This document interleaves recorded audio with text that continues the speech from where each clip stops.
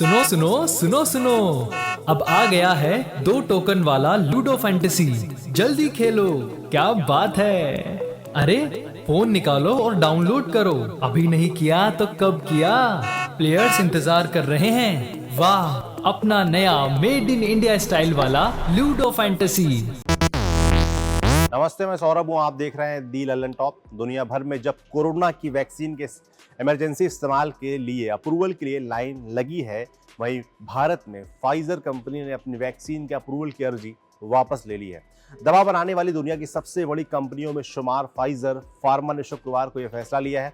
Pfizer ऐसी पहली company थी जिसने भारत के drug controller general of India DCGI के सामने वैक्सीन के इमरजेंसी इस्तेमाल के अप्रूवल के लिए एप्लीकेशन दी थी।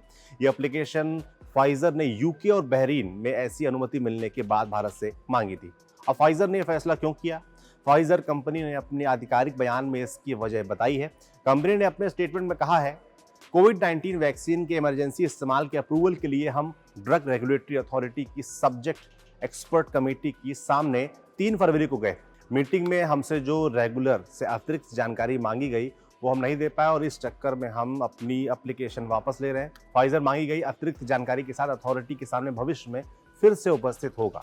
फाइजर भारत सरकार को वैक्सीन उपलब्ध कराने के लिए पूरी तरह से प्रतिबद्ध है। समाचार एजेंसी PTI को सूत्रों ने बताया कि फाइजर ने जो एप्लीकेशन दिसंबर 2020 में दी थी उसमें कुछ खास अनुमति भी मांगी गई थी। इनमें शामिल हैं देश के बाहर से वैक्सीन बनवाना और बिना भारतीयों पर ट्रायल के वैक्सीन के इस्तेमाल की इजाजत देना। हालांकि इन चीजों की अनुमति नए drugs and clinical trial rules 2019 में दी गई है। अब फाइजर वैक्सीन की खासियत क्या है ये जान लीजिए। फाइजर ही वो कंपनी है जिसने सबसे पहले कोरोना की वैक्सीन तैयार की थी। इस वैक्सीन को बनने में तकरीबन 10 महीने का वक्त लगा है। अमूमन एक वैक्सीन को बनाने में कई बरस लग जाते हैं। ये एक नई तरह की mRNA कोरोना वैक्सीन है। इसमें महामारी के दौरान इकट्ठा किए कोरोना वायरस के जेनेटिक कोड के छोटे टुकड़ों को इस्तेमाल किया गया है। कंपनी के अनुसार जेनेटिक कोड के छोटे टुकड़े शरीर के भीतर रोग प्रतिरोधक शक्ति को बढ़ाते हैं और कोविड-19 के खिलाफ शरीर को लड़ने के लिए तैयार करते हैं।